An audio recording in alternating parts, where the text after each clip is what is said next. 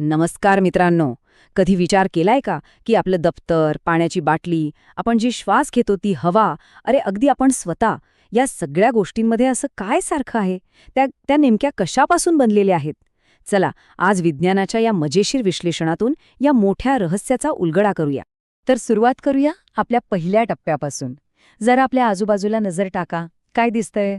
Table, खुर्ची, पाणी, या सगळ्या दिसणाऱ्या आणि अगदी न दिसणाऱ्या गोष्टींना सुद्धा विज्ञान एकाच नावाने ओळखतं, आणि ते नाव आहे पदार्थ, म्हणजेच मॅटर. पण गंमत अशी आहे की जगातली प्रत्येक गोष्ट पदार्थ नसते.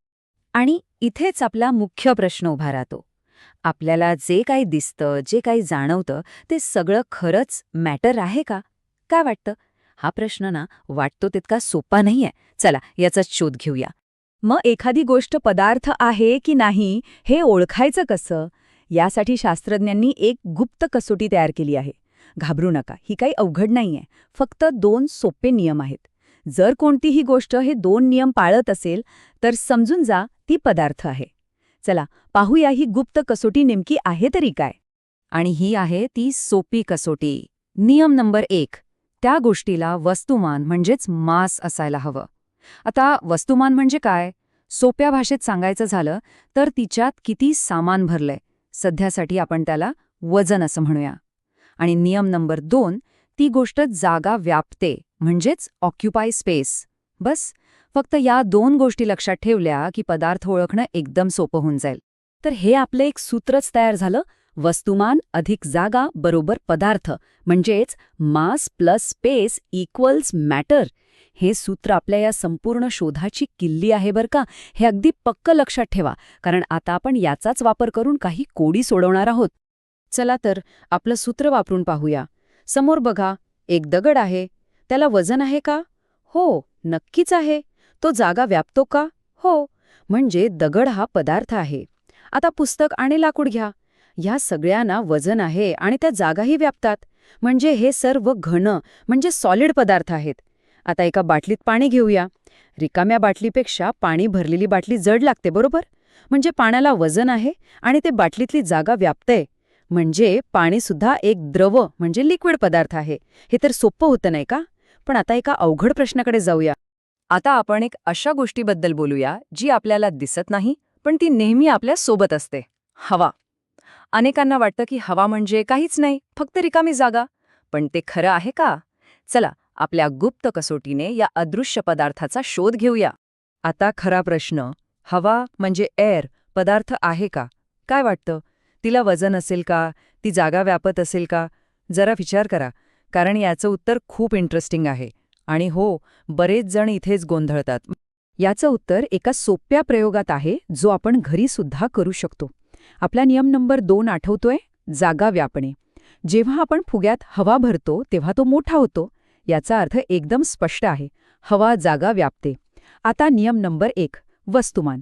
जर आपण एक रिकामा फुगा आणि एक हवा भरलेला फुगा तराजूत तोलला तर हवा भरलेला फुगा थोडासा खाली झुकेल. म्हणजेच हवेला वजनही आहे. म्हणजे आपल्या दोन्ही कसोट्या पूर्ण झाल्या. तर इथला सगळ्यात महत्त्वाचा मुद्दा काय? हवा जरी आपल्याला दिसत नसली तरी ती रिकामी जागा नाहीये, ती एक पदार्थ आहे. कारण ती आपल्या नियमाच्या दोन्ही अटी पूर्ण करते. आपला नियम इथेही जिंकला. बरं, आता आपल्याला पदार्थ काय आहे हे तर कळालं. पण नाण्याची दुसरी बाजू पाहणंही तितकंच महत्त्वाचं आहे. जगात असं काही आहे का जे आपल्याला जाणवतं पण ते पदार्थ नाही? चला, आपला तोच नियम वापरून पदार्थ नसलेल्या गोष्टींना ओळखूया. आता जरा प्रकाश म्हणजे लाईट आणि आवाज म्हणजे साऊंड बद्दल विचार करूया. चला आपली कसोटी लावूया. प्रकाशाला वजन असतं का? नाही. आवाज जागा व्यापतो का? नाही. बघा ना, एकाच खोलीत लाईटही असू शकते, गाणीही वाजत असू शकतात आणि हवाही असू शकते. याचा अर्थ प्रकाश आणि आवाज जागा व्यापत नाहीत. ते आपल्या नियमाच्या कसोट्या पूर्ण करत नाहीत, म्हणून ते पदार्थ नाहीत. ते ऊर्जेच्या म्हणजे एनर्जीच्या वेगवेगळ्या प्रकार आहेत, ज्याबद्दल आपण नंतर शिकणार आहोत. तर मित्रांनो, आपल्या या संपूर्ण शोधातून आपण आता एका अंतिम आणि पक्क्या नियमापर्यंत येऊन पोचलो आहोत. हा फरक एकदा समजला की आपला पदार्थ आणि ऊर्जा यातला गोंधळ कधीच होणार नाही. चला तर आजच्या तपासातील 3 सर्वात महत्त्वाचे मुद्दे पुन्हा एकदा लक्षात घेऊया, म्हणजे सामान्य चुका टाळता येतील. पहिला मुद्दा, आपण शिकलो की पदार्थ ओळखण्याची एक गुप्त कसोटी आहे वस्तुमान आणि जागा. दुसरा मुद्दा, आपण शोधून काढलं की हवा अदृश्य असली तरी ती पदार्थ आहे. ही गोष्ट अजिबात विसरायची नाही. आणि तिसरा मुद्दा, आपण पाहिलं की प्रकाश आणि आवाजासारख्या गोष्टी आपल्याला जाणवतात, पण त्या पदार्थ नाहीत. आणि शेवटी ही एक जादूची ओळ कायम लक्षात ठेवा.